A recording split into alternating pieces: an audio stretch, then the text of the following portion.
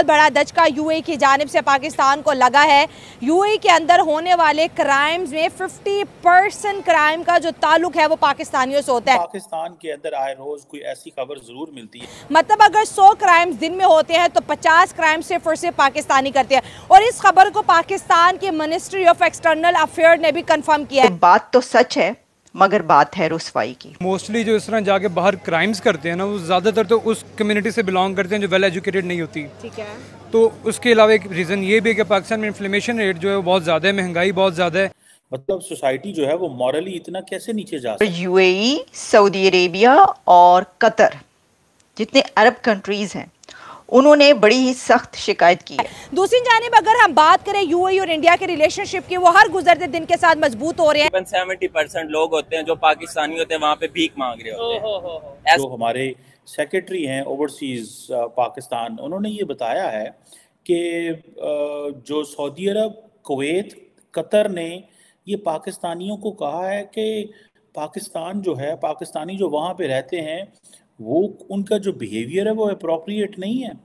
वो परवीन शाकिर का शेर है ना कि लौटा तो कहीं भी गया वो लौटा, तो बात तो सच है मगर बात है रुसवाई की। सोचते हैं कि स्मार्ट तरीके किस तरह पैसा कमाना है, मतलब भीख मांगना, चोरी करना स्मार्ट तरीके हैं। नहीं, मतलब पैसा कमाना है ना, मेन टारगेट हर बंदे का आजकल यही है पाकिस्तान में। यही सोचते हैं कि पैसा कमाना है, जिस तरह भी कमाना है। दोस्तों, पाकिस्तानियों पर फिर से एक बार लांछन लग चुका है और इस बार फिर से यूएई और दुबई ने सख्त हिदायत देते हुए इनकी जो है कंप्लेन इनकी सरकार से की है। लेकिन जैसा कि आप जानते हैं, होना हवाना कुछ नहीं है, केवल ये एक कंप्लेन जारी हुआ है और इनकी फॉरेन मिनिस्ट्री ने एक मीटिंग में इस चीज को अपने लोगों से जाहिर किया, बताया और उसी पर ये खबर प्रकाश में आ गया और लोग अब इस पर बात करना चालू कर दिए हैं कि क्या वहां पर हो क्या रहा है। सऊदी में लोग जाकर, दुबई में लोग जाकर वहां पर क्राइम करते हैं, क्योंकि इस बार दुबई ने सीधा सीधा बताया कि 50% आपके लोग क्रिमिनल पकड़े जा रहे हैं हमारे यहाँ पर और इनको सुधारिए। और जैसा कि आप जानते हैं, इससे पहले भी दुबई, सऊदी ने कंप्लेन किया था, बाकी से बहुत सारे देशों ने भी कंप्लेन किया था कि सबसे ज्यादा पाकिस्तानी भिखारी हमारे यहाँ पकड़े जा रहे हैं। यानी कि अब पाकिस्तान अपनी जो असली इनकी पहचान है वो लेकर दूसरे देश में भेज रहा है। यानी कि क्रिमिनल ये ही है, क्राइम करना तो इनके जैसे पूरे देश में एकदम आम बात हो गई है। चोरी चकारी और इस तरह के छोटे क्राइम करना इनका पेशा बन चुका है। इसके अलावा जो क्राइम नहीं कर पाते वो वहां जाकर भीख मांगने की पूरी कोशिश में लगे रहते हैं। मेहनत इनको नहीं करना आता है, मेहनत ये करना नहीं चाहते हैं, ये बस खाली हवाई में रहना चाहते हैं और जिसके लिए इन्हें चाहिए पैसा, और पैसे के लिए ये फिर क्राइम और भीख मांगना ये जैसे धंधे अपनाते हैं कि इससे ज्यादा से ज्यादा ये अर्निंग कर सके। और चूंकि इनके यहाँ पर महंगाई भी बहुत है तो इसके लिए इन्हें और दुगना पैसे की आवश्यकता है ताकि ये अपना कुछ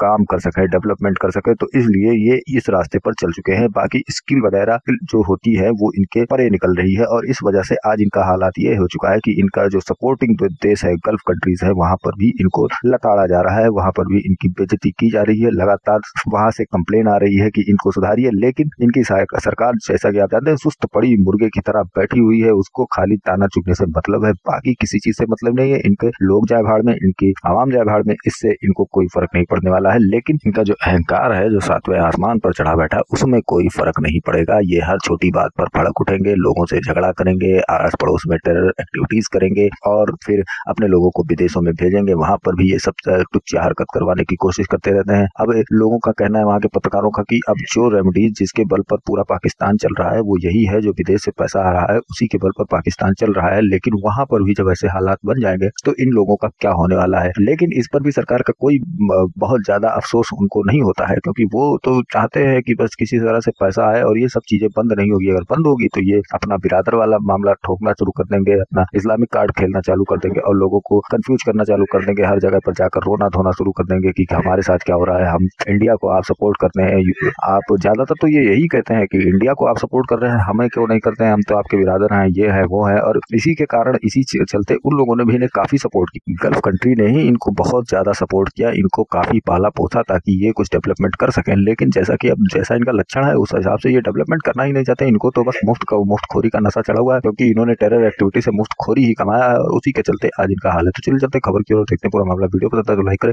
चैनल को सब्सक्राइब करें और शेयर करना बिल्कुल ना भूलें। तो उधर जाके उनको उधर कौन जानता है, तो वहाँ जाके भिखारी बनते हैं जिस तरह करते हैं। बहुत ही अफसोसनाक खबर है पाकिस्तान के लिए। सऊदी अरेबिया, गल्फ कंट्रीज से ये खबर आई है कि जो जितने भी वहाँ पे क्राइम हो रहे हैं गल्फ कंट्रीज में, खास तौर पे सऊदी अरेबिया में, उन तमाम क्राइम्स का 50% जो क्राइम है वो पाकिस्तानी कर रहे हैं। बाकी 50% पूरी दुनिया के जो वहाँ पे लोग आए हैं जॉब्स के लिए या ओवरऑल जैसे भी हैं 50% वो लोग कर रहे हैं। इंडियंस अगर देखा जाए तो यूएई के अंदर बहुत ज़्यादा पाकिस्तानियों से कई गुना ज़्यादा वहाँ पर इंडियंस है, लेकिन वो क्राइम्स नहीं करते। उनका जो है यूएई के अंदर जो है बहुत अच्छा मकाम है, बड़ी अच्छी पोजीशन पे जो है इंडियंस है, लेकिन पाकिस्तानी कभी भीख मांगते हुए पकड़े जाते हैं तो कभी क्राइम करते हैं। वो ये कह रहे हैं कि हमें पाकिस्तानी लेबरर्स नहीं चाहिए, क्योंकि पाकिस्तान से जो लोग काम करने के लिए वहाँ पर पहुँचते हैं उनका जो बिहेवियर है वो कैसा है, उसके ऊपर उन्होंने बड़ी तफसील से रोशनी डाली है। 90%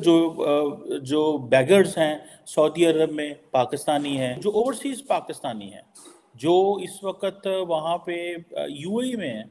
50% जो क्राइम्स हैं उसमें ओवरसीज पाकिस्तानी इन्वॉल्व हैं। 50% क्राइम्स यानी कि 50% क्राइम के अंदर, यानी कि अगर यूएई के अंदर 10 क्राइम हो रहे हैं तो 5 क्राइम पाकिस्तानी करते हैं।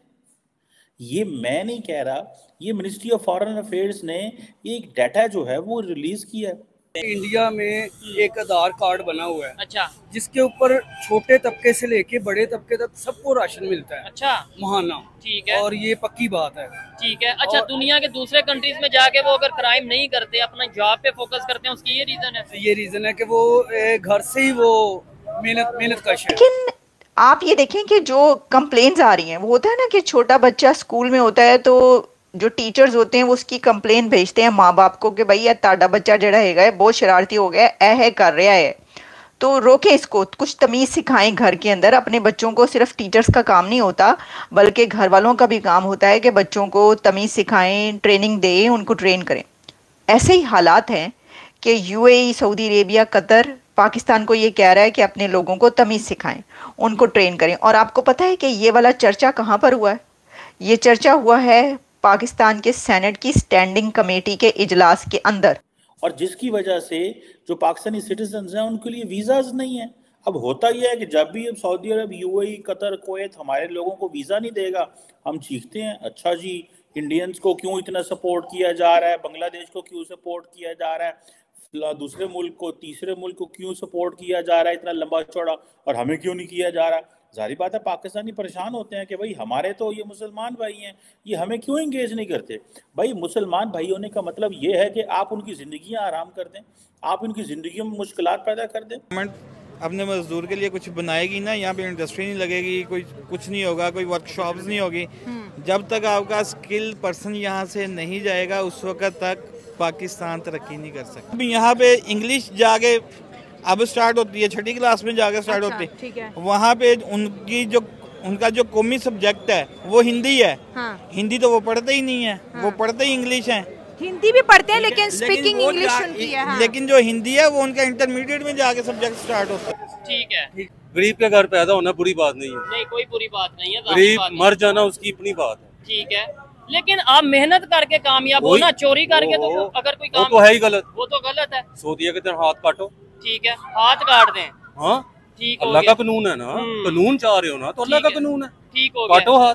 खुद एक गनमैन हूँ मैं, आपको अपनी बात बताऊँ, कल शाम की बात है। ठीक है, मैं यहाँ पर आया हुआ था काम से। ठीक है, मैंने कुछ सामान लिया, मेरा किसी ने वॉलेट निकाला, साथ में आईफोन सेट भी निकाला। ओहो, यानी अब क्वेश्चन ये है कि गल्फ कोऑपरेशन काउंसिल, ये जो जीसीसी है, ये जीसीसी के जितने भी स्टेट्स हैं, ये पाकिस्तान के साथ, इन्होंने पाकिस्तान के पहले ये कश्मीर के मसले को बड़ा उठाते रहे, फिर ये हमारी जो फाइनेंशियल नीड्स हैं उनको ये पूरा करते रहे, फिर उन्होंने हमारे लोगों को नौकरियां दी, जिससे तकरीबन इस वक्त $12 अरब से ज़्यादा रेमिटेंसेस पाकिस्तान आ रही हैं। $12 बिलियन से ज़्यादा रेमिटेंसेस पाकिस्तान आ रही हैं। और मैं आपको बताता चलूँ, अगर ये रेमिटेंसेस पाकिस्तान ना आए तो पाकिस्तानियों को पता चल जाए कि जिन्होंने ना किस भाव विक दिए भी।